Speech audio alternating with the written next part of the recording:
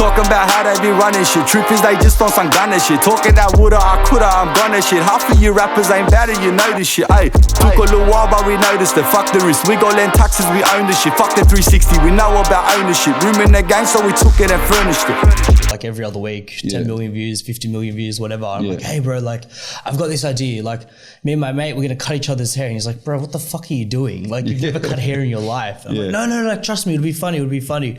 So we went out to his barbershop. He filmed the whole thing and it was like, we just made like You got a lot of trust in your mate, bro. Let him cut your hair. Oh no, it was horrible, man. I had a hat on for like 3 weeks. It was like the most disgusting haircut I've ever had in my life.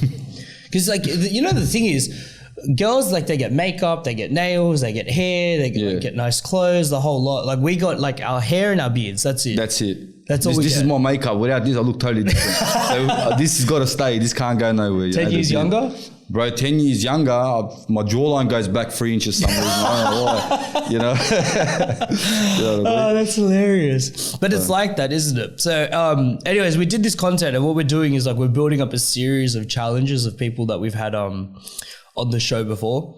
So like we've had like race car drivers and comedians and all that stuff. So we do things like, oh, like we're going to become race car drivers for the day and then just like take like our shitty like Suzuki Swifts onto the racetrack and race each other on that. I mean, I was thinking like when you hit me up, I was like, dude, you know what would be hilarious? Like if you... Do not put me in some haircut challenge. No. What would be funny though is if you helped him and I write like freestyles. And then like we went in studio and did like a rap battle together. Bro, done. Done? What a G, bro. Done, bro. That'd be fucking hilarious. I'll do that for you. So because you obviously rap, like have you always rapped or is this something new? Like, bro, it's I have, but I never really put anything out. So it was like something I always wanted to do from when we were younger. Right. I'll never forget it. I remember I was in year 3, bro, and there was a kid in my school named Daniel Bennett brought a CD to school, Eminem. Remember the Marshall Mathers LP? Of course. Bro, he brought that. That was the first rap song CD I ever heard in my life. Right. And I remember I had a cousin as well. He was obsessed with hip hop. So going back home after that, telling him about what I just heard at school, he ended up giving me a tape called Only Beat for Cuban Links by Raekwon and Ghostface. And that just changed my life. From there on, it was just, hip hop was my life. How old were you? Bro, fuck, year 3. How old would I have been in year 3? Oh, fuck, I don't know. 7, maybe. Yeah, about 7 or 8. That was when I first got introduced to it. But by the time I was 12, that's it. That's all I wanted to do, bro. Fuck, so you're like 8 years old listening to like Stan, like... Bro, imagine my mum's face when I told her I want to buy the Marshall Mathers LP. She's bought it the first song. He's talking about killing his own mother. Like, you know what I mean? Imagine. It is like that. It's heavy, but there was just that period of time where Eminem was just the shit. And he was, man. He still is. Honestly, lyrically, I feel like he's at the top of his game now. I feel like he's better now. You listen to some of his music now, I feel like he's the shit. Like, we hip hop, bro. Even my playlist now is very different. It's not like, a lot of people jump in my car and tell me to turn my playlist off and put theirs on because they don't like to listen to the kind of music I listen to. You're not bumping Drake? I don't mind Drake, bro. I feel like lyrically Drake is probably one of the best at the moment. But me, my playlist is more like Wu-Tang, Nas, like, you know, Biggie. Things like that, Biggie. I like things like that, you know. But my favorite of all, bro, is Wu-Tang. I love Raekwon and Ghostface. Like, I went to their concert. That freestyle you heard. They performed recently, didn't they? Yeah, I was there. That freestyle that you heard, I went to the concert. It G'd me up that much. When I got home, I put the microphone on. I done that freestyle. The freestyle was from that night. Yeah. That's the power of music, eh? Yeah, bro. It's like just I always compare it to like a drug. Like, there's a feeling that you get out of music that just like hits these like dopamine levels that like can take you to different emotions completely. Like when you listen to like a hard, heavy hitting lyrical rap song, like you just want to go to the gym and lift weights and fucking do something crazy, right? Yeah, of course. And then you get like the melodic, slow stuff, like, you know, the really mellowed out stuff that makes you feel like heavy and sad. And it's crazy how it's just sound waves, but they change your state. It can manipulate completely. your feelings, bro. It can manipulate the way you feel and think and everything. I think I pay attention to it more because of like, I do a lot of video editing and stuff like that. And I've paid a lot more attention recently to like the way sound design really affects a video. And there's like this hilarious video of just movie scenes, but they'll put like really dirty music behind it. And it changes the tone completely. Yeah, of like course, it'll be Harry Potter, like just meeting like an old lady like in her teacup thing, but then they'll put like The Weeknd behind it. Nothing. I'm flying. Because you know deep down you deserve to be punished. And it's like Mr. Potter. It changes the tone completely.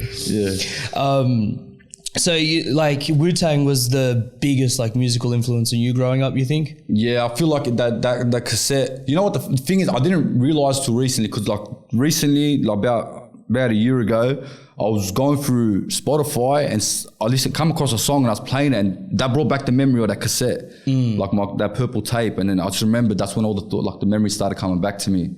So I remember like, you know, the first time I heard it and how it affected me and that. But Wu-Tang and that's got to be two of my biggest inspirations, bro. Like, you know, they're my all-time favorite, you know? Yeah. Yeah. And so what's the process for you? Like when you write, like how do you take ideas or experiences or concepts and put them into a way that like just people can understand?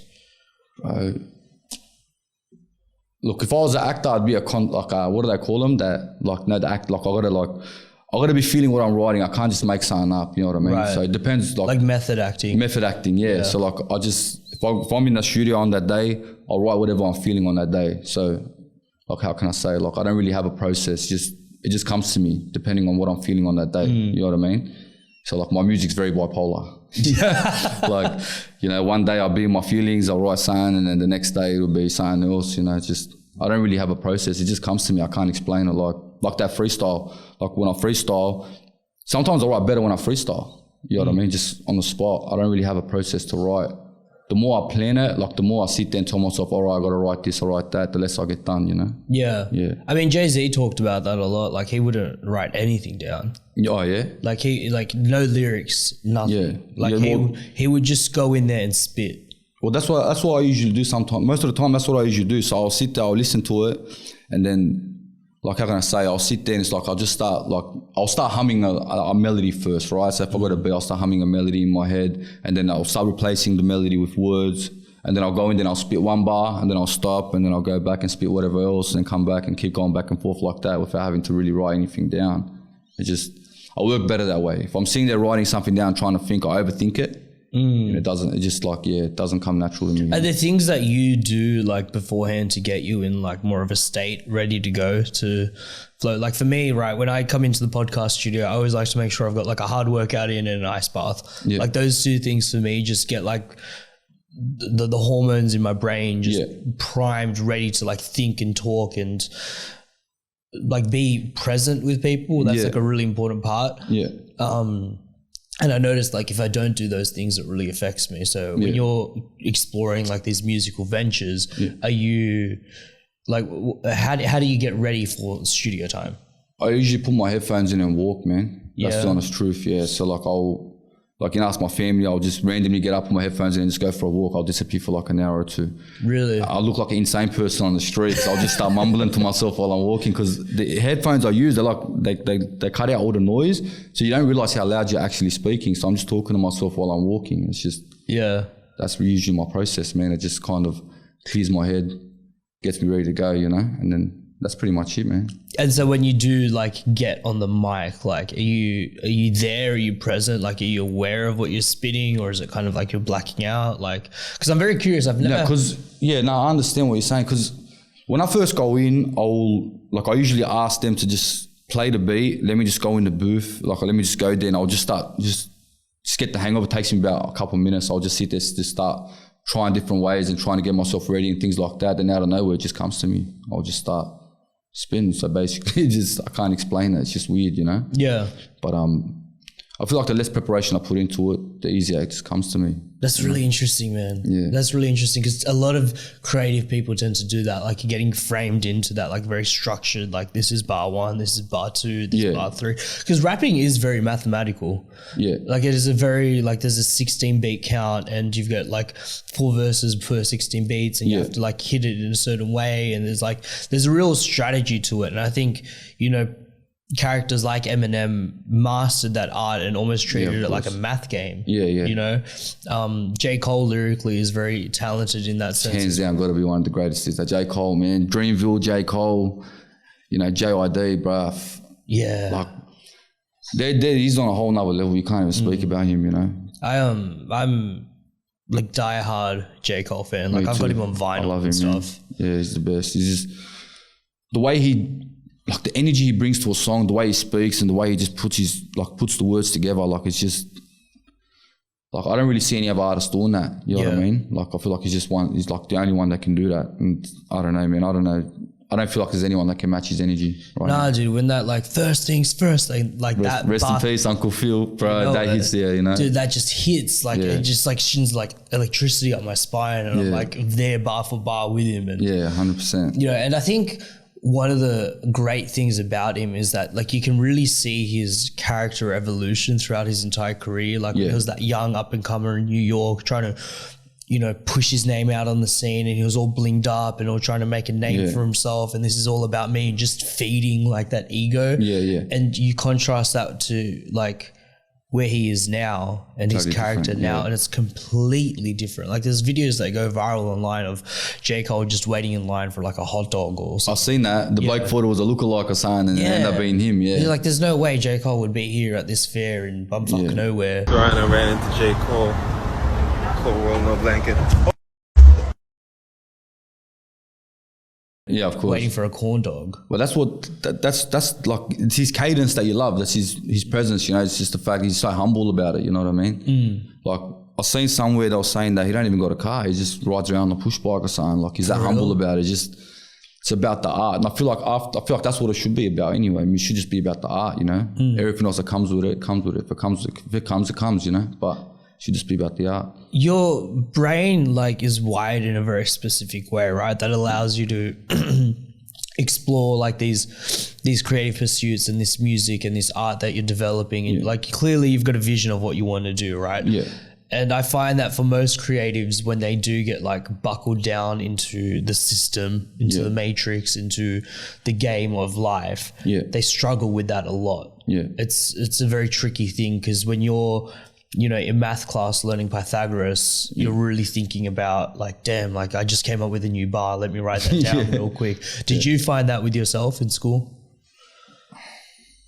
What do you mean? Like, did you feel like you couldn't fit into that like traditional mold of like a good student? Nah, I was definitely not a good student. I didn't, like, how can I say it? Nah, I didn't really fit in, man. I was really, like, what's the word? Like, I never really fit in. Like, I was very different growing up. It wasn't until recently I realized why I was different. You know what I mean? I feel like there wasn't really anyone around me that had the same passions I did or had the same interests that I did. You know what I mean? Like, yeah, I was very different to people around me, bro. Were you like very, like, did you go down like learning music at school and like learning instruments and stuff like that? I did. I used to play the drums when I was younger. Right. I didn't lose interest, but it was just I lost track. Right. As I got older, went down a different path for a bit. What happened? Bro, well, originally we started, so how it all started was when I was about 12, I think I was 14, I think Cez was about 13. We decided we wanted to rap together. So Cez's cousin ended up having a friend named Leon who ended up... Cez raps? He used to, bro. For real? This is what do they call it? It's like an exclusive. It's an exclusive, bro. Cez used to rap, bro. Can you send something of Big Cez's Bro, shit? I've got a hard drive at home with over like at least 100 songs that me and Cez used to have done together, bro. But that's how it started. It was me and him, because we grew up together. Our dads were best friends, but our bond started with music.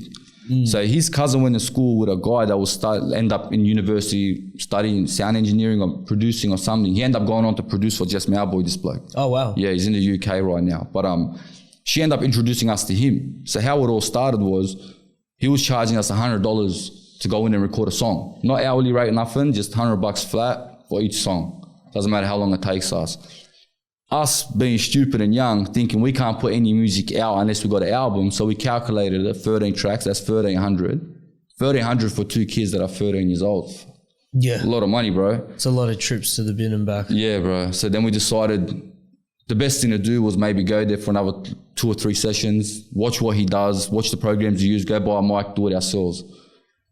Now that was probably one of the worst mistakes I ever made, because that was when I first got, to get the money, to get the computer, to get the mics, to get all that, I was about 14, 15. That was when I first started getting involved in street activity kind of thing. And it was originally just to fund that. That's all it was for. So we had a shop in Seven Hills. That's where originally all started. I remember just doing my thing from there. We had the mic and all that, but after we ended up purchasing all that, I was just making money. I just thought, just continue down that road as well. I thought I could juggle both. But really you can't, because after a while, you got to pick one, bro. You end up getting in too deep, you know what I mean? Yeah. You just end up, before you know it, you're 21, you're involved with clubs, you're involved with this, you're involved with that. You got people relying on you, whatever, over time. Just, yeah. It's ironic, but because everything that led me to jail and led me through all that started from me wanting to get money together just to buy a microphone. Yeah. You know what I mean? And, yeah, bro, that's basically where it started. And one thing led to another, and then, yeah. So was there a number you had to hit for you to go like, okay, I'm sweet, like I can get out now? I even remember one day, bro, it stays with me till today. Till today, it kills me. My mother had chemo. I'll never forget it. It was in Blacktown. I had to drive her to do chemo. And at this point, I was doing whatever I was doing, I was trying to like put myself in a position where I can at least carry my family for a bit. You know what I mean? Obviously, we ended up getting done. Didn't really work out, but that was the goal. You know what I mean? I remember, bro, I'll never forget this day. I took my mother to get her chemo. I sat there with her. I remember them bringing this thing out. They injected it. And back then, there was Blackberries back then. That's how we used to communicate. And I got a message. And it was like code for get here now. Like, whatever the issue is. I don't know what the issue is, but I've got to get there now to the spot, whatever. I'll never forget it, bro. I had to leave my mum there and head straight back out there. And then I was missing, I think it was for like 3 days, bro. 3 days. I remember I got a message from one of my mates saying, bro, like, your family's about to call a missing person on the police, like, get home. But till today, that stuck with me. Like, even now when I speak to my mother, sometimes I can't make eye contact because I feel like she remembers that, till today it eats me. But at the time, my mindset was, I'm doing it for them, you know what I mean? So, but till today, that kills me, bro. I think about that day, fucking... Yeah, chemo is a motherfucker. Watching them go through that, eats them, bro. Yeah. It's poison. How did she come through? She's actually she had surgery. I know she had surgery. They're saying how long has she been in remission now, isn't she? Can I talk? Yeah, please go ahead. So her first chemo was in the left breast. The first cancer was in the left breast, so they removed the breast and her lymph nodes on the left side. Then done chemotherapy. I think it was maybe a year, maybe just before a year after that, it came to the right. And they had to remove the right breast and the right lymph nodes under the underarms. Then again, chemotherapy and all that procedure again. So she had to go through chemo twice? Yeah. And then the last time was it came into her ovaries. So that was, again, maybe 6 months to a year after the right cancer. She had to get that removed in the ovaries and stuff. And since then, thank God, she's been fine in recovery. And now she's just on medication and just goes for checkups every 6 months. She's so strong. Yeah, bro. That is one of the strongest people I've ever met. Wow. Everything she went through, And even then, bro, in the beginning, they didn't even tell us. We didn't even know. You know what I mean? What do you mean they didn't tell you? Who did it? So when she was first diagnosed, for a while, we didn't even know. She was still working. She didn't tell no one. Really? But then when it got to the point where she had to actually get chemo and stuff, she had no choice, you know what I mean? And even then, she still tried to work, try to keep us, keep the house at home and mothers do a thing, Mothers are built different, man. They're very different, bro. Like just the selflessness and the desire to like give everything to your family. Yeah, like, of course. Wow. Kudos to her.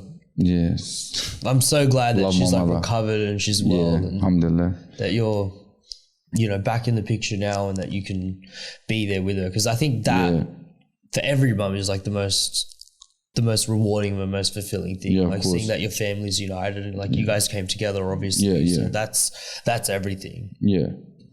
It is, yeah. It's good to be back at home with mum. It's hard to leave mum's home, bro. To be honest with you, I left for a bit.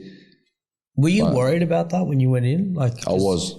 That was one of the things that bothered me because you always say, God forbid, what if something happens to someone, like one of my family, I'm not there, you know what I mean? You're away. And when we first went in, bro, when I got sentenced, to be honest with you, I was celebrating. The sentence that we got, so we got 7.5, but originally, bro, what they were telling us we were looking at, I thought by the time I get home, my niece and nephew will be in high school, you know, all that. You know, those thoughts cross your mind a lot in there, bro. You know, especially mum being sick and, you know, you don't know, is it going to come back, is it not? You know, and me being in there, I know 100%, as much as you tell them don't stress, everything's good, she's going to stress, bro. Of course. And the last thing I want is for it to be brought back on because of something I did, you know what I mean, or because of me being in there, stressing her out. How did you get pinged? Bro, it was, honest to God, when I think about it now, it was so stupid, bro. They were watching somebody else for something else. He ended up coming to a place. They ended up getting a search warrant, a covert search warrant, to search this spot, thinking it was a group hangout, like some clubhouse or something. You know what I mean? Some secret headquarters or something. So when they've gone in there, they've seen a setup. You know what I mean? Just coincidentally, bro, watching some bloke that had nothing to do with nothing, brought him there, seen a couple of boys from the club there, and they said, might be a clubhouse that we're trying to hide, or might be a secret meeting spot or something. Once they've gone in there, they're going out and they've seen a whole setup. And basically... Like, how bad was the setup? Like, pretty bad, bro. When they arrested us, they charged us with 32.5 kilos of methamphetamine in powder, and then they had precursors and things like that. But there was a lot of... My case is very confusing, bro. Our case... I got 4 cowies. We had 4 cowies at the time. 4 cowies? Like 4 cowie queues. I had 4... So it wasn't just me. There was me and there was 3 other people that got charged with me. And you know what, bro? Till this day, I got a bond with them. As much as we don't talk or whatever, you got a bond, bro. Because anyone that's been in jail will tell you, anyone that's gone through the system where they got more than 2 cowies, 99% of the time there's an issue, bro. Like court-wise. One rolls, one thinks everyone else to save himself without rolling, will just enter a guilty plea or do something to save himself and fuck everyone else over. But with us, bro, one thing I can always say, my cowies always have a place in my heart for that, because no one ever made a move without communicating with each other. You know what I mean? So if there was a move for him that would benefit him, he would always make sure his lawyer checked with mine, checked with the others, made sure it was sweet. No, nothing was done without making sure that it did not affect anybody else, you know? So that was... For that, and as much as we don't talk or whatever, there always that place in my heart for that, you know? Yeah, there's always that respect. There's always that respect there, bro, because especially some got families, things like that, and in the beginning, bro, when they were telling us, I remember the first meeting I had with my lawyer, and I said, look, be honest with me, what am I looking at? She said, good result? I said, yeah. She goes, 10. You know, being 24 years old, 23 years old, thinking, fuck. You know what I mean? But it is what it is. But still, everyone stood staunch, bro. Did their time, so for that, they respect it. 32.5 kegs, like street value at the time?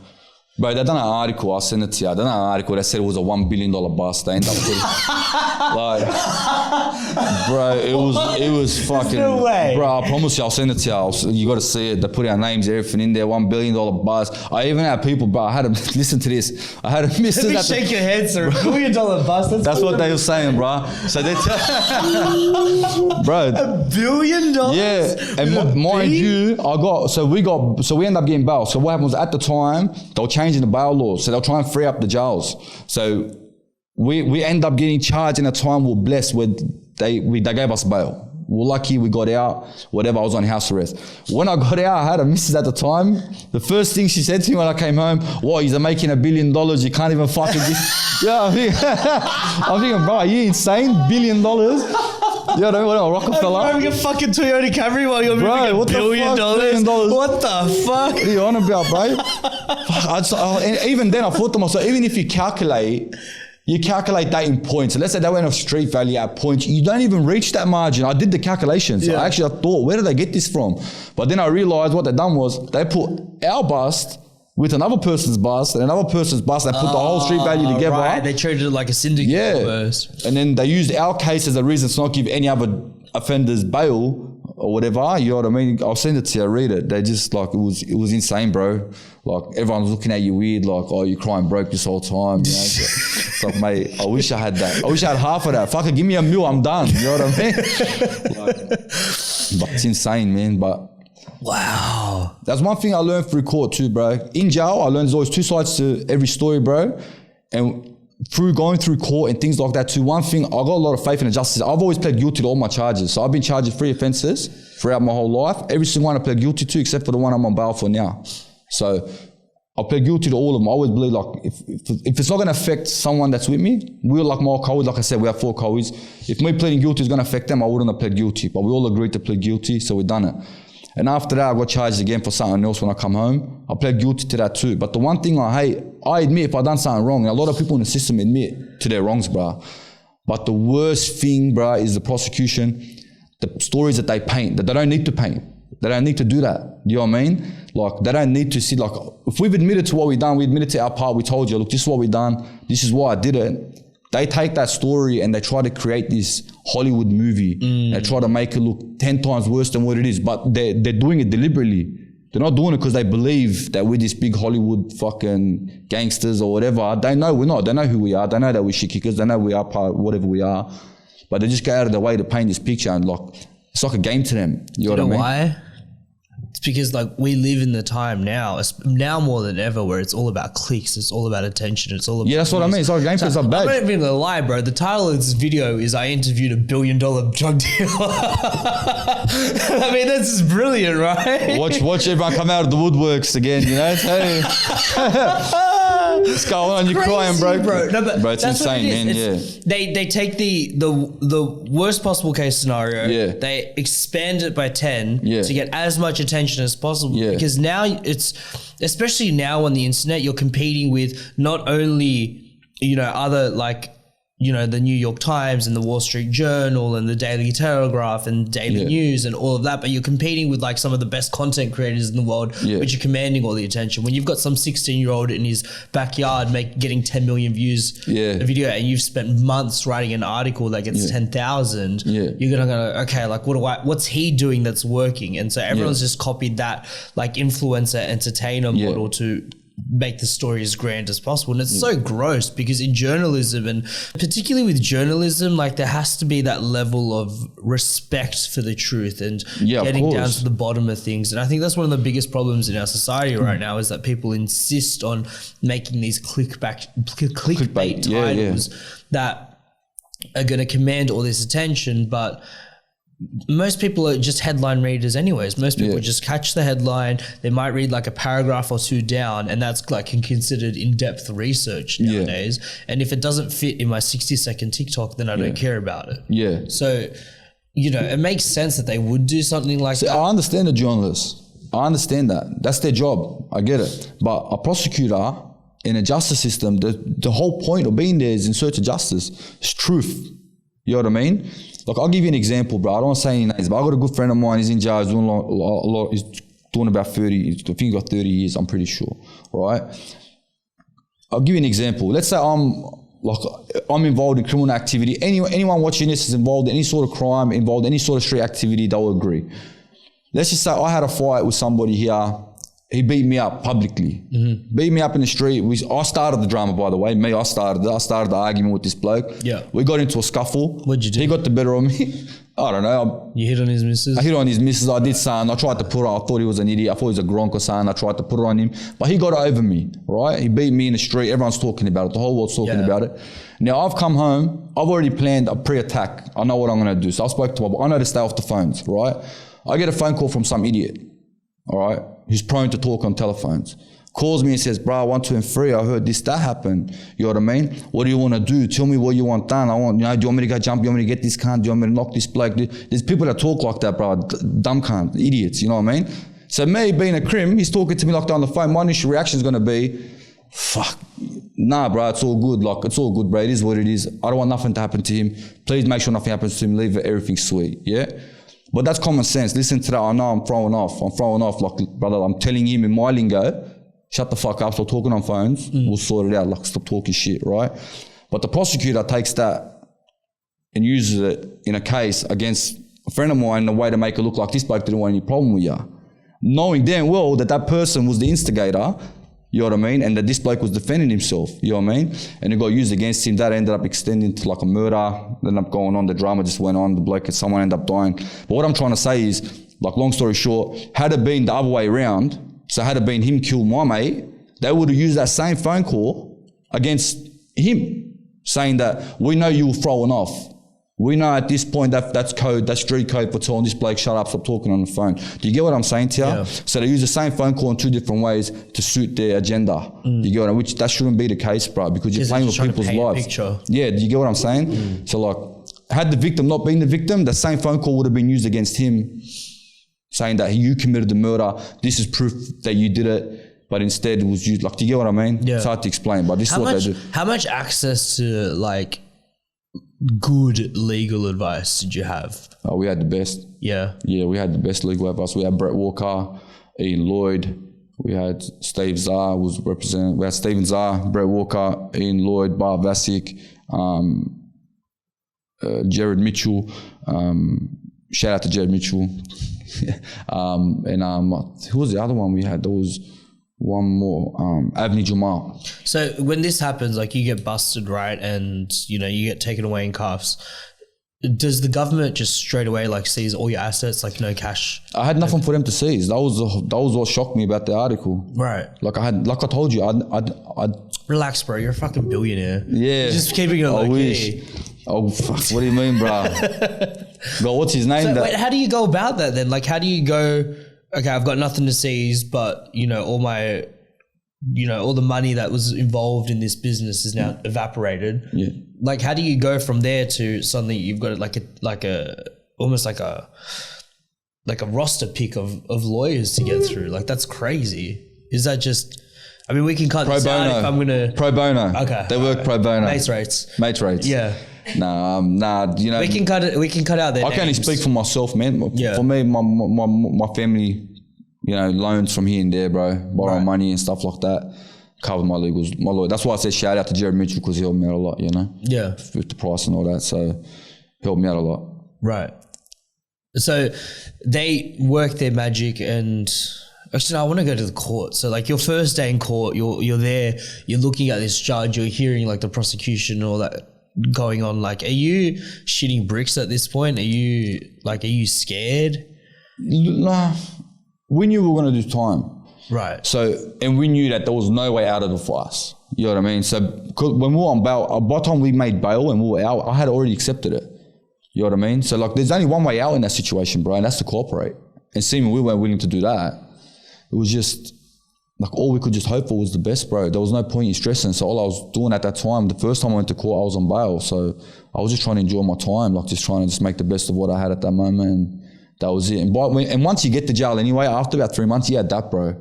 You adapt to your surroundings, things like that. You just accept it for what it is. You try to get comfortable. You try not to think of the outside. You end up blocking it out. You know what I mean?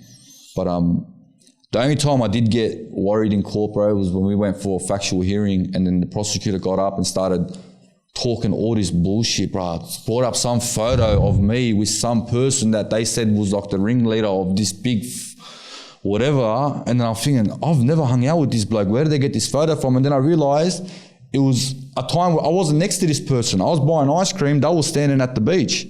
Just pure coincidence. Pure coincidence. And it was used against me, saying that I was there and I was a lookout for their meeting and this and that. And then that's when I realized how it actually worked. I realized, this could go either way now, because they love to obviously make a lot of shit up, you know.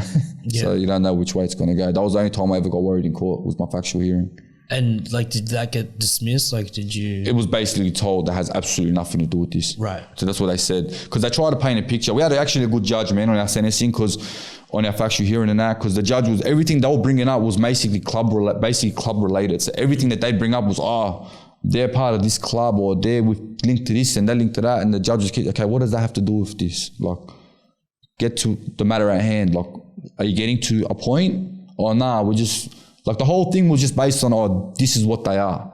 It had nothing to do with the drugs, it had nothing to do with anything else. It was like they were just, I don't know, what's that word, bro? Like, they're just picking at strings, they're just trying to grab something, you know? But alhamdulillah, everything worked out in our favour, bro. Got 7.5 for the 5 on the bottom. So it was good. And was that,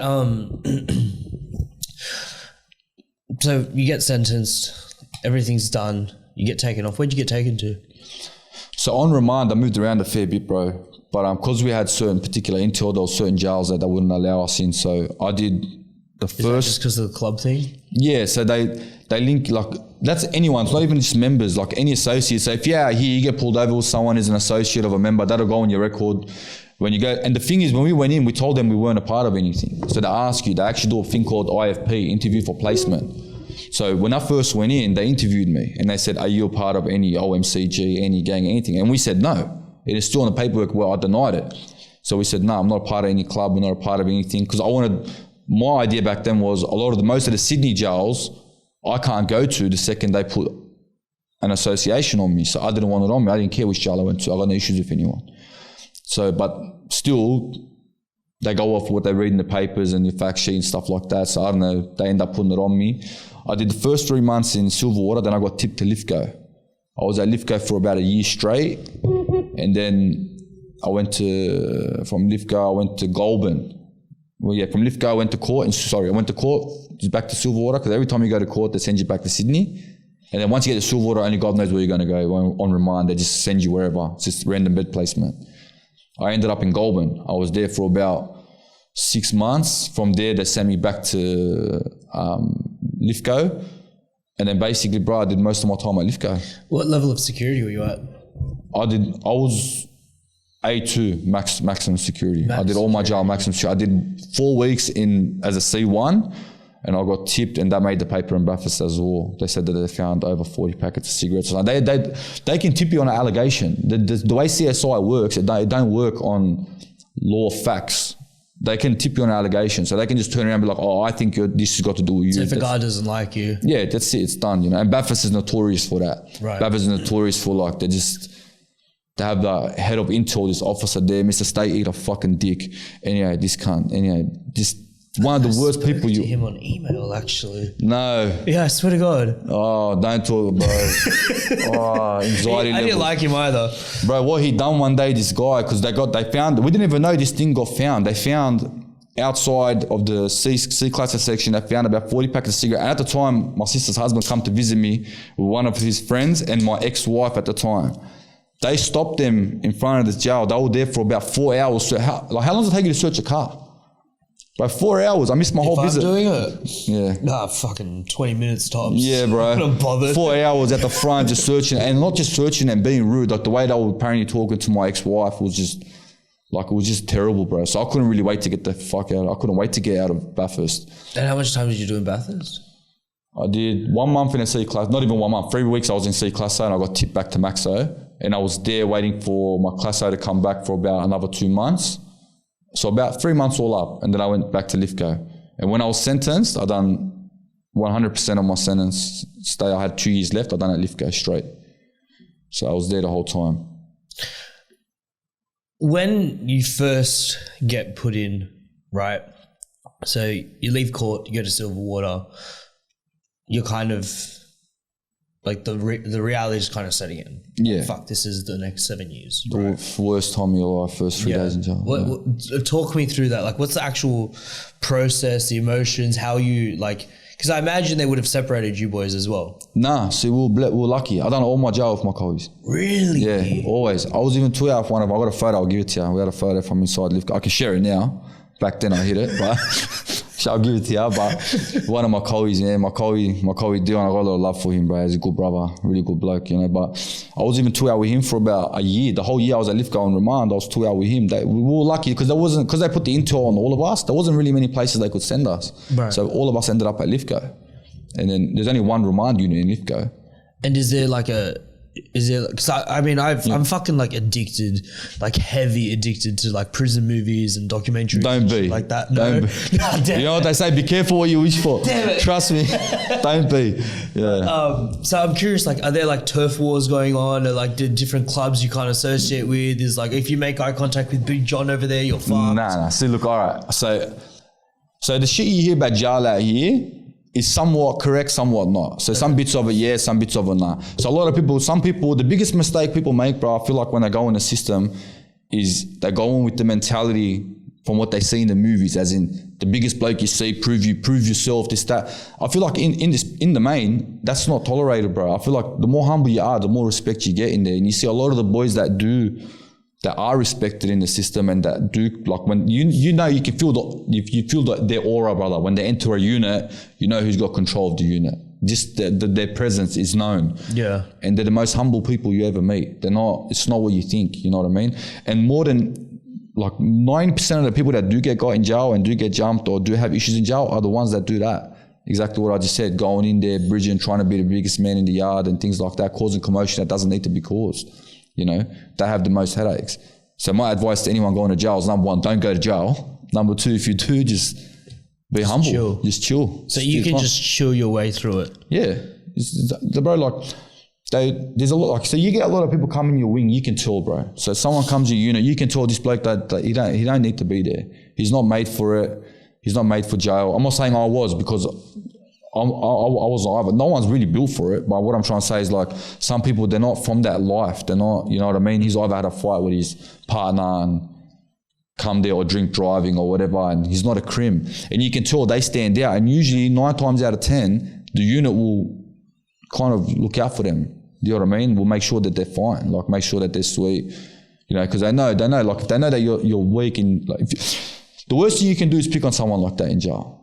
You know what I mean? Because you get looked upon like a bully. They look at you like, oh, well, if you can do it to him, do it to me then. You know what I mean? So in jail, there is some sort of honor there. There's like an honor system. There is, like, you know, there is a respect factor where everyone, you know, shows respect to each other and kind of looks out for the weaker ones and things like that, you know? Did you get into any fights?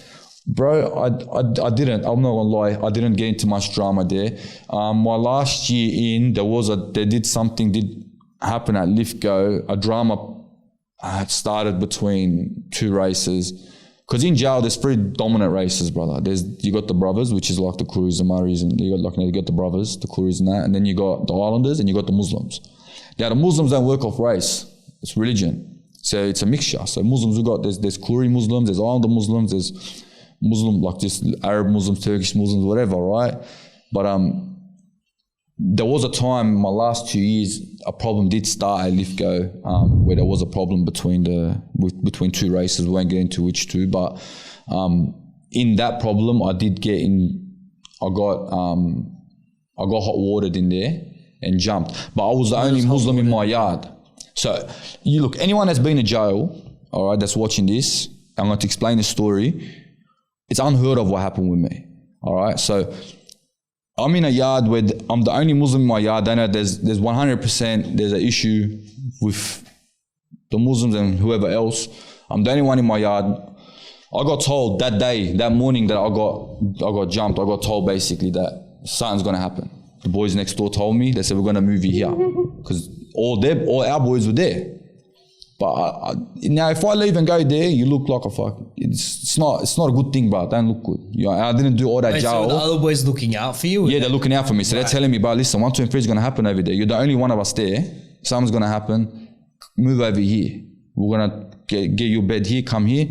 Now, I done all that jail where I've never done anything like that. Now, the last thing I want is to leave that impression. That's the mentality, because spending that much time in there, bro, you become institutionalized. You start thinking that way. If I leave, this is what they're going to feel. I'm not leaving, I'm staying, right? Forget staying. So I got jumped, whatever happened. I refused to go to the clinic. At the end of it, they called the squad down and TRG down. They said, if you refuse, we're going to take you by force. Because my face, bro, I had a beard out to here in jail. My beard's what saved me. Because when they threw the water, they threw it upwards and basically caught my beard, but it burnt my nose. Had skin hanging off. Hot water. Yeah, yeah. Like and boiling hot water to the face. Yeah. But my beard, my beard basically saved me back then. But I refused to go to clinic. Now, I've just gotten hot watered in that yard. Dave Jerry to what's going on. In front of everyone. Yeah, all right. Knowing it's going to happen, I got the heads up beforehand that 1, 2, and 3. I got taken to the clinic. Not only did I go to clinic, and they're trying to get me to say that, they're trying to get me to say what happened. I told them I jumped in the shower, turned on the hot water by accident, you know what I mean? Not only that, I went out to my visit. Skin hanging off, my sister came, my mum and everyone was there on my visit. This is unheard of what I'm about to tell you in jail, brother. This is how I know a lot of people, when things happen in their yard and they end up somewhere else. 9 out of 10 times they've said something, because my situation, I've just got in the yard, ended up in the clinic by force, went to my visit, from my visit, got put straight back into my yard, into my same cell, and stayed there. Didn't move, you know. But that kind of... Why didn't you want to go to the clinic?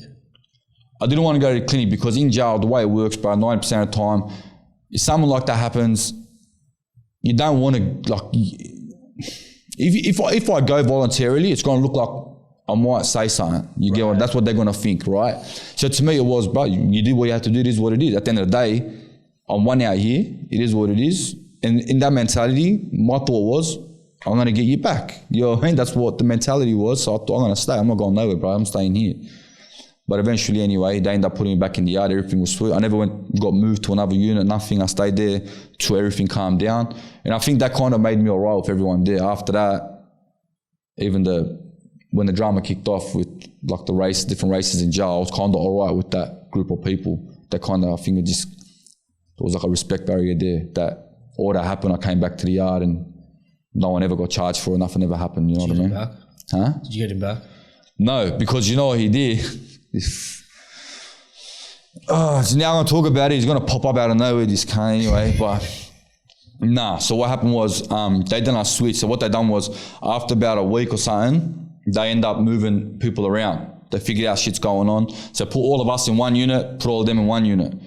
Now, this bloke end up getting told he's getting moved to remand. When he's going to remand, I don't condone any of this now. I'm talking about back then, right? So we sent a message to remand saying 1, 2 and 3 is coming there, make sure it's done. They said, sweet. Someone in our yard overheard that, went and told him this bloke's gone and kicked up a stink and locked himself in his cell, refusing to move, And when you do shit like that and kick up a stink, they take you to segro. That's basically, to me, that's bailing. Segregation. Yeah, segregation, like just to not go to that unit, you know? But look, at the end of the day, it was my own stupidity that put me into that position anyway, bro. Straight out. I can't really blame him either. It wasn't one person, but that's the thing, you know what I mean? It was like a racial thing. And but at the end of the day, if the shoe was on the other foot, we would have been doing it to them. It is what it is, you know? That's what I mean. Like, I'm happy I experienced it because it's brought me to where I am today. And I'm happy that I no longer think that way. I no longer want anything to do with that anymore, you know what I mean? But at the time, I couldn't blame them, bro. Because that's what, in jail, bro, if you get involved in a drug game, you get involved in the politics and things like that, you got to expect that, bro. That's comes with the territory. Are there like almost like a council of like timers, like people that you know they're going to be there forever that like play the game differently? Yeah, the lifers are always the quiet ones, bro. They're good people, you know. They got enough luck. In my unit, I was in 2-2 in Lithgow, bro. We had this uncle, what was his name? Uncle Lee. Asian, Chinese man, bro. One of the best people I ever met, bro. He got done with a heroin shipment in the 80s. He's doing life, hasn't seen his kids. But last time he's seen his daughter, I think he reckons she was just newborn and he's got a photo and she's like married with kids and that now. Like he's doing life. Some of the nicest people, bro, that I've ever come across, you know. But they mainly stick to themselves, bro, because they're in routine because we're living in their house. That's their home. They're there. You know, we're visitors. We come and go. Even people are going in there for 15 years, technically, according to this bloke doing life, you're a visitor in his home. Yeah. So they've got their routine. They go to work, come back, mainly mind their own business. And most of the lifers I met, bro, they're humble. You know, they're not really. Yeah, that's got to be a different psychological battle, right? Like, yeah. That's just got to be like, this is it. How you could accept it, I don't know mentally. Yeah. I hope that never happens to me, or I don't wish that upon anyone, but like, accepting 5 years and accepting 10 years, even accepting 50, like just that thought that you may be alive one day to get out is one thing, but having to accept that you're never going home, this is your home, that couldn't be easy, bro. Yeah, I mean, I would never condone it, but like I'd probably just off, Like I don't think I could do it. Yeah, there's no way I could do it. But now they're changing the system. I think now they got iPads and all that. Small things like that make a big difference, bro. I know it's funny, but you know me, when they told us in there, I remember I was getting out. I think it was like my last 2 weeks, and they came out on this big meeting, and they go, "We're introducing iPads. We're gonna bring them in soon, this and that." And I was thinking to myself, "Fuck." Like I want to stay back another couple months to enjoy this. Like why is it happening when I'm leaving? You know what I mean? Like let me stay back, refuse my pro, give me like 3 months, let me enjoy this iPad a little bit. Well, they have that at Macquarie, don't they? Yeah, when I went back the next time, I was there for a bit. Macquarie was actually all right. I think it's when you read like a lot of the headlines and stuff, like you hear like 7 years, 15 years, 20 years, whatever. Like when you just read it as a number on a screen, it's kind of like whatever. Yeah. But when you actually have to go and live those like 7 years that you did, what kind of like psychological toll does that take on you? Like just being like, how often were you in your room, just like in your cell, just doing your thing? A lot, man. A lot. Like in a 24-hour day, like how long would you be in there? From 3 p.m. on an average day, if there's no lock-ins, it'll be from 3 p.m. till 2 p.m. we're out. No, sorry, so from 3 p.m. to 8 a.m. we're in our cell. Whoa. Yeah. So it's like almost 16 hours. Yeah, it's in your cell, just that's it, you know. But you get used to it after a while. The thing is, the psychological part of it that you were saying is you don't really, because you adapt to your surroundings in there, and you adapt to the lifestyle in there, you don't really realise how much it psychologically affected you until you come home. Right. Once you release, and then you realise. Because like your thoughts must just be so much louder because there's just like less distraction. Yeah. I mean, like, you know, for at any given point in time, I'm consuming a piece of content or making a piece of content, right? So I'm either listening to a podcast or watching a video or seeing what's on the news or making a video. Like I'm constantly like stimulated like that, and it's a problem. Like it's like too much stimulation. But I think on the other extreme, not having anything at all. Like how do you get through those like 16-hour blocks at a time? Music, bro. Yeah. Music was my escape, bro. That's the honest truth, because in certain jails you can buy CDs and things like that. So I just put my headphones in and just escape, bro. Right. You know, that was basically. I wrote a lot in jail actually too. In jail was when I actually decided this is what I was going to do when I get out. You know, I kept it to myself though. But like, that was just my escape. That was the only way I got through. I feel like had I not had music, I probably wouldn't have handled it as well as I did. You know what I mean? Yeah. That was my saviour in a way, and got me through it. Yeah, it's that escape like we were talking about before. It's like that drug hit, that endorphin rush. Yeah. Do they like control what kind of music you can get in there? Nah, not really. As long as it's available from wherever they get it from. Right. So when because I got out. So after number 5, I got out. I was out for about 3 months, and then I went back in. I got road rage around 6 months again. That 6 months I done. I got sent to a jail called what's it called? Macquarie. Right. Now Macquarie family can send you CDs from Amazon. They order and send it straight to you. And that was good because I had my missus at the time send me whatever I needed. I done that 6 months a lot easier than I did the 5 years listening to the kind of music I wanted to. But I lived go at the time. Write down whatever CD you want, as long as it was there, then and there. They won't order it for you. If it's available at Sanity or wherever, JB Hi-Fi, wherever they're gone, they'd buy it for you. Just charge you whatever it cost, and that was it. You know? It's pretty sweet. Yeah, it was. I'm actually thankful for it. Got me through my job. Yeah. Yeah. It's like that or reading. Like they're the only two things I can imagine. I really like there too, bro. Yeah. I really like there too. Reading's an escape, bro, in there as well. Because it stimulates your mind, reading, you know. Music can only do so much, but when you're reading novels and things like that, you learn a lot in jail too, bro. Like you just, you know, it depends how you occupy, so how you use that time. Some people use it, they train, that's their way that they get through it. Mine was just music and reading, that was how I got through mine, you know. I used to love to read.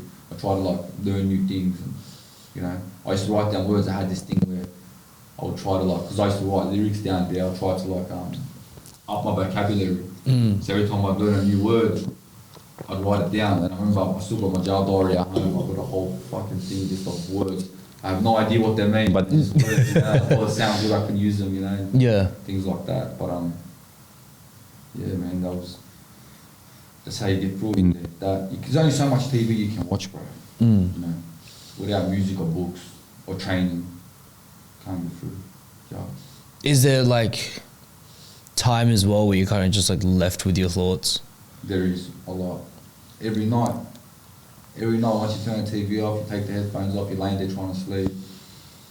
You know, all sorts of shit goes through your head, bro. Like what? Well, number one, I feel like 99% of the blokes in there is thinking, what's my missus doing? But I think that's the given. Yeah. But bro, mainly think about what you're going to do when you get out, bro. Yeah. That's it. And I feel like, because you're in there, and the way, I don't know about anyone else, but the way that I was thinking when I was in there was, bro, I just wasted not only 5 years of my life, but at that time, I was about 28, 29. I was already 3 years in or 4 years, whatever, into my lagging. And I was thinking forget the 4 years or the 5 years I'm wasting now in jail. This whole 28 years of my life I've wasted because I've never done anything that I wanted to do. Everything I did was a projection of what I thought was expected of me to do because of where I grew up or who I was around. Or I wanted to be like them or whatever. Do you get what I mean? Yeah. I never did anything I wanted to do. You're just compromising all the time. Yeah, so that's why in jail I decided when I get home I don't really give fuck what you want things, bro. I'm gonna do what I want to do. Music's my passion, art's my passion. Not even just music, like art in general, bro. Like I can sit there and like look at a Basquiat painting and like the thoughts that I get just looking at it is different. It's weird. Like I appreciate it. Like art to me, like even just art has its own language.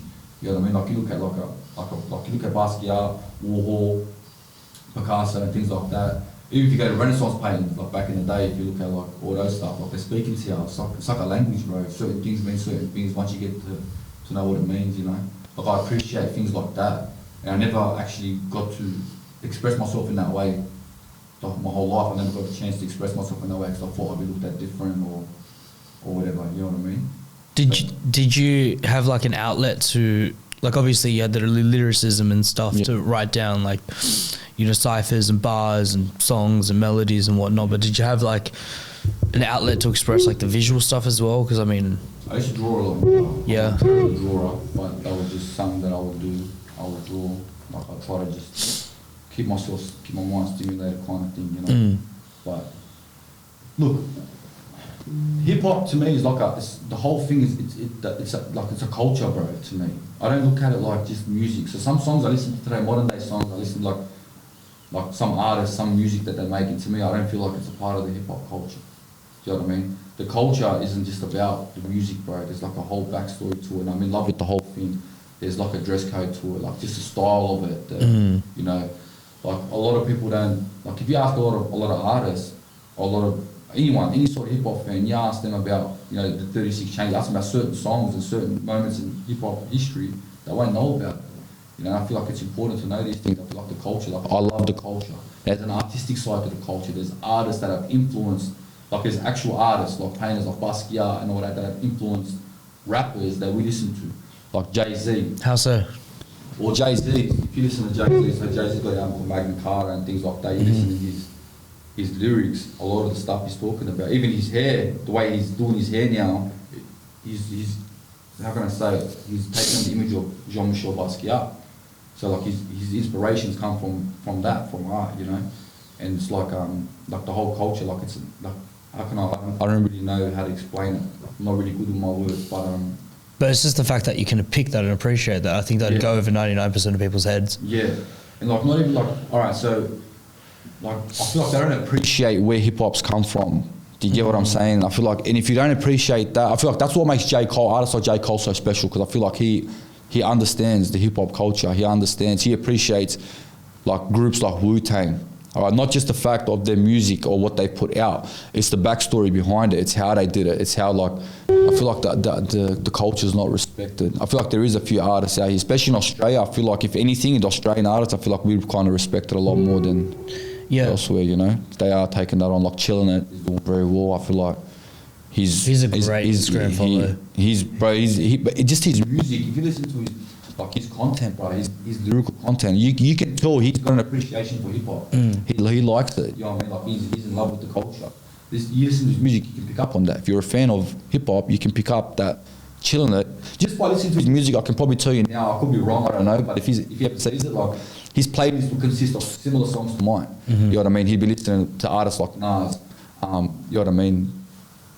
Raekwon, Ghostface, things like that. You know what I mean? You can tell when someone's got an appreciation for hip hop, like the culture, you know. And I feel like he's one of those artists that do. I feel like, you know, if I met him, I feel like we'd get along. People like that, you know, you're on the same level. Australia's in like a really weird spot right now, particularly in the music scene, where the industry is still very much controlled by like big conglomerates and recording agencies and you know, management levels and like all these middle guys in between. And it really feels like in Australia there are like a select few gatekeepers that decide who gets to pop off and who doesn't. Yeah. And it shows, because it's very rare that you hear of an Australian artist going and making it big into the mainstream, right? Yeah. Like hitting those same levels that we see in the States or even now in the UK. Like there are so many, you know, drill UK rappers that are coming through that are dominating the Australian scene, but it doesn't feel like it's kind of going the other way. So, you know, in the last couple of years, like particularly like 1-4 and like groups like that like really pop and really capture like not even just Australia's attention, but the world's attention.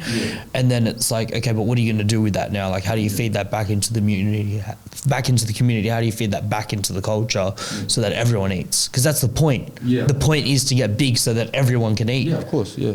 You know, like it's so, hip hop is so, and you know, rapping in particular is so strange in that way, because I feel like in every other creative industry, collaboration is celebrated, right? Yeah.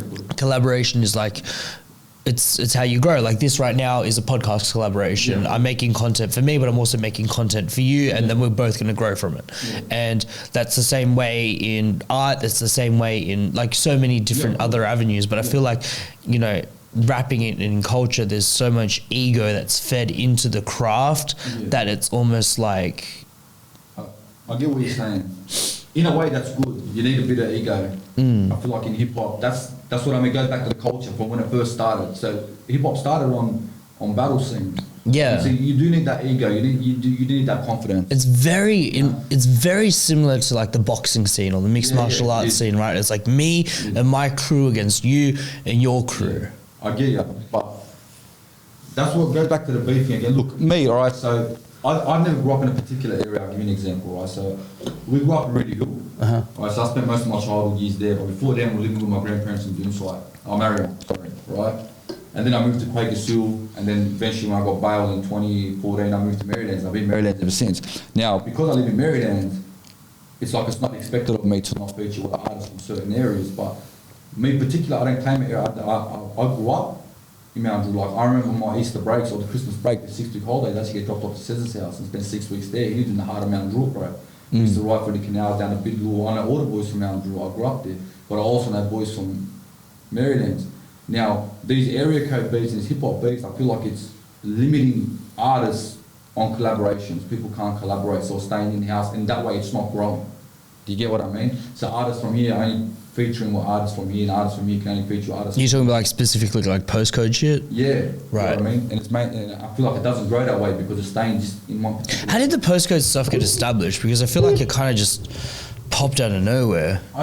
Honestly, I don't know, like I might be speaking out of place here. No, well, to be honest, I'm not sure myself. I'm trying to get involved in things like that. Like I said, I'm here out of the love for the music, bro. I'm here for the art form, you know what I mean? And I hope I'm not into that beef and all that. Like I said, if I was into that street shit, bro, I would have never left the street. Do you think, given the opportunity, like let's say you released a couple of singles, maybe an EP or something, does really well, blows up, you start doing numbers, do you think in order to make it as like a certified established artist and business, because there are two things, right? Like it's not just the art itself, but it's also the business behind the artist that makes it work. Do you think if you do get a point where those cards start to fall into place, the move is then to go to the States and prove yourself there on that stage? To me, bro, my main goal is to grow the industry here, you know, home, you know. I feel like Australia's got so much potential, but there's so much talent here. It's not even funny, bro. Like there's just so much talent. Who are like some standout names that you feel like don't get enough recognition? Bro, I would say Chillner, but I feel like Chillner gets enough attention, but it's not where, like I feel like he's not where he should be. Chillner is just, bro, if you listen to his music, I feel like Chillner should be at the pinnacle of Australian rap right now. But I just feel like, I don't know what it is. I don't know if it's the industry here that's not big enough yet or whatever, but...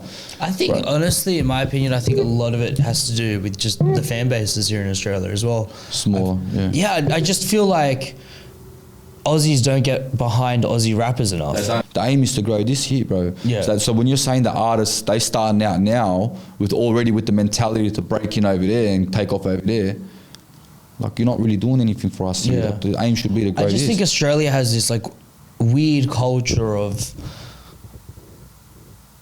shooting people down that are on the come up, right? Like it's constantly like that's Sydney culture in general, bro. So bad. That's anything you do. That's just how the street is. You rock up in a Benz. Ludi's black. Yeah, it is. Thinks he's a fucking gangster. You know, you rock up with a good-looking girl, Ludi's black. Thinks he's a shit. Yeah. You know, you start rapping, look at him, thinks he's a rapper. You know, but it's like The whole way through, it's just cutting people down, cutting people down, cutting people down, cutting people down. And then once they make it, it's like, oh fuck, I rocked with that guy from the beginning. I know him. I went to school with him. He was my neighbor. Yeah. Like, but it's not just in music, but you see it mostly in music, but it's everywhere, man. Yeah, it is. It's There's so a lot of weird. hating going on. A lot of hating, Everything. man. And even like, I just feel like stupid. Like Dad says stupid, bro. I feel like if somebody's doing well in whatever field he's in, get on with it. This is gonna be a hot fucking take, right? But I respect the music and the message of the ones before, and you know, the guys that, you know, laid the foundation for a lot of the artists I love today, because I'm not as deep into hip hop as what you are. It's what I listen to mostly, but like my playlist isn't as acquired as what yours is, right? So I'm like very big into Kendrick, very big into Cole. I love Kendrick. Very into 21. Yeah, of course, bro. JID, you know, all those boys. I fucking respect the shit out of them. But and Kanye and Drake and all those guys, right? But for me, like the guys of like Jay-Z and Nas, they just, I don't know if it's just because I grew up in a different sound, but it just doesn't hit the same for me. Yeah. But I still respect the foundation and the message that they put out and the foundation that they put out. And I think, you know, having that kind of respect for those artists is like fundamental. And I think in the States and in the UK, they have that, and on top of that, they build on it and they celebrate people that build on it. Like people go hard for local talent. People go hard and they encourage innovation, and they encourage people to go take risks and do success and become successful rather. Whereas I think here it's like, it's so competitive. Everyone's just trying to break out of the rat race, that anyone that's doing something completely different is like, oh, you're wasting your time. Go get a real job. Go do this. Go do that. Yeah. I know I'll probably hurt your feelings by saying I don't listen to a lot of Jay-Z, bro. I'm sorry, man. I know I try. Bro, I really fucking try. Don't worry, I cop all the time, bro. Because if I jumps in my car, I get told to turn this shit up, you know. But look, I appreciate the reason why I like Jay-Z and Nas and all that is I listen to music very differently, bro. I listen to it for the content. Like it's almost like I'm out the beat.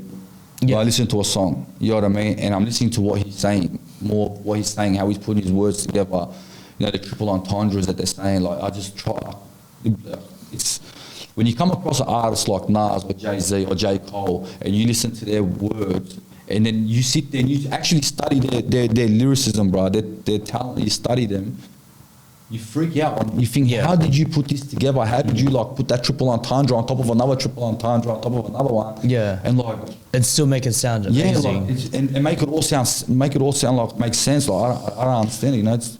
I just appreciate it, bro. No, I appreciate the artistry, and I appreciate the dedication to the craft that they have. I just think sonically it's not what I'm accustomed to. It might be a generational thing. It might be a generational thing, right? But I'm curious though, you've kind of gone in a bit of a time capsule, right? So you went in 2014, you came out in 2019? I went in 2014, got out on bail 2015, went back handed myself in 2016, got out 2020. Okay, so you between 2014 and 2020, you're kind of like unplugged. Yeah.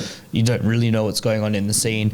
And you've had this massive jump where suddenly, you know, Lil Nas X is riding down a stripper pole dressed as the devil, and Ice Spice is twerking on stage. I don't mind that one, but you know, the other thing. And you know, every YouTuber's got a rap song now, and the scene's changed completely. Yeah. So in saying that, like with these, you know, new up and comers like the Lil Xans, Lil Pumps, Tekashis, like. How was that for you, that big jump from 2014 to 2020? I remember jumping in my sister's car and just listening to music. And I think the first song I heard when I came home, like that was new, because when they picked me up, they played old songs for me. The first new song I heard was The Woo by Pop Smoke. And I remember thinking, at first I didn't like it. That was the first drill song I ever heard, bro, like that vibe. You started strong. Yeah, and then I think, I don't like this. But after a few months of listening to it in the gym, I got used to it. But I feel like I'm still stuck. You're still stuck? Back there. Yeah. You know, I feel like I appreciate that kind of music more, you know. Like these days, like the 21 Savages, all that, I don't really listen to it, bro. You know. Drake is probably one of the only artists from back then that I listen to now. Yeah. You know? Well, I think it's because his cadence has stayed very similar and his voice has stayed very similar. Like Drake is such an interesting artist in that his styles of music will change so drastically. Yeah. But he's probably one of the only artists that you can pick it up straight away and go, oh yeah, that's a Drake song. Yeah, yeah. Like he's just so distinct. Like he can go and do like a heavy drill like EP, 5 or 6 songs, kill it, murder. He's got that vibe. He can pretty much do any sort of hip hop he wants. But then he'll do like, you know, Hotline Bling and it'll be like a pop success, and then he'll go and do, you know, Sticky and it'll have like that like electric house feel to it, but still be rapping over it. Like he's so versatile as an artist. What would you describe your style as? Like what would you describe your canvas as? To be honest with you, I haven't really heard like any like. You want me to compare it to an Australian artist kind of thing? No, just like if you were to just like, we're in an elevator. Yeah. Where we've got a minute before we get to our floor and you were describing your music to someone. How would you go about it? It's my music's more of lyrical content, bro. I don't do the drill. Give you more of like a, how can I explain it? How would I explain? More like a J. Cole. Yeah, you get more like I kind of like, J. Cole, that kind of vibe, more lyrical content than anything. I don't like the drill scene, bro. I'm not really into it, you know. I'm not going to say I don't like the music because I've got some friends that do drill, so, but it's not my thing. I'm more of I like more lyrical. I like to put more, my music's, I like to have more lyrical content in my music, man. It's not more about the beat, it's more about the message, you know. I really wouldn't know how to describe it until you hear it, you know. I mean, I think we should hear it. Have we got anything online right now or on your phone maybe can listen to? We've got the freestyle.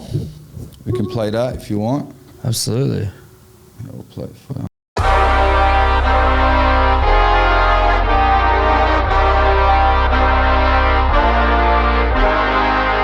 We do no gang, but we drew shit. That fueled on my brain, that Q switch. Ayy. We did not gang, but we drew shit. No field on my bra, no kill switch. Been popping and purchased the few shit. Traded the gun for the pad for a hit list. You get it, we with this. My 38 special be leaving no witness. I know how they get when they said trip. Fuck 'em. Remember when they said that we would be nothing? I bought us quite dollar, it's nothing. Now all of a sudden they love us with something. They saying we live in the dream. This ain't a dream still. Dream is still J. Cole and Dreamville. Shout out to all of our haters. It's hard to be average, you're destined for greatness. In G4 jets on vacation with bitches that drop her while giving a standing ovation. Don't doubt it, we battled all day. We're all about money, so fuck all the fame. That's how I don't drew, cause I don't claim gain. Wasn't that long ago, I feel the same. In order for progress, you need to make change though. Back in the day, like Eleanor Kango, Ian Rakim with a change, bro. Modern day rappers all sounding the same though. Talking about how they be running shit. Truth is they just on some gunner shit. Talking that woulda, I coulda, I'm gonna shit. Half of you rappers ain't bad and you know this shit. Ayy, took a little while but we noticed it. Fuck the risk, we gon' lend taxes, we own this shit. Fuck the 360, we know about ownership. Room in the game so we took it and furnished it. On our forte and our curses shit, know what our purpose is. This ain't a diss, it's a courtesy. Heard you was trying to get word of me. Fuck where you from cause that shit don't assert of me. No matter the drama, we 10 toes and vertically. Straight out of Sydney, we verified. Violent offenders are certified. All lies are not set them up if I thought or not. And this ain't the scenic crew, only see here is the sea issue. See if you get the point 2 or 2. Shout out to all the crews, all the boys back behind bars that be making moves. Ayy, 21, 1, 4 and 60. These are our districts, we rep the whole city. So big up the city, no shortage or bars. Best believe me, got many men with me, no 50. Ooh, bars. Yeah, that was smooth. The speed at which you do it is crazy. We can go Is that higher. something you work at? Nah, I find it easier to flow on a beat if I speed it up sometimes. I feel like the stutter step kind of helps me a bit, you know. Yeah. I can't like speed, like I can't like go like, you know, some rappers they be like one word, then they wait, and then another word, then I can't do that. Because I don't really write it down, bro, you know. Like I'll memorize it. So like I'll say something, like I'll memorize something now, and then tomorrow while I'm recording, I'll just throw that into whatever I've just come up with tomorrow as well, kind of thing, and just mix it all in, you know. But works easier for me, bro, to flow on the beat. It's like fucking that, working for you, man. I'm really excited for what you're gonna do. We'll send you some music from tomorrow as well, bro. Send you 100%. An exclusive. I mean, this will probably drop in about 3-4 weeks, so hopefully by then you've got the song out. We might try and... Oh, we'll have it ready by the Friday, bro. Oh, you haven't let out by Friday. I have it out. I have it ready. I won't put it out, but I'll give you the exclusive. We're gonna put it out. The single's gonna drop. So we got a few songs to pick from already, but I'm very like picky with what I put out because it's the first one coming out. So you said, ladies and gentlemen, this has been a lot of fun, bro. Really appreciate you coming out, sharing Thanks your for having story, me, bro. doing your thing, and I'm really excited to see you start climbing those charts, man. I hope so, bro. Don't worry, it's the first podcast I've been on. I won't forget you, you know? Always remember. First podcast I've been on.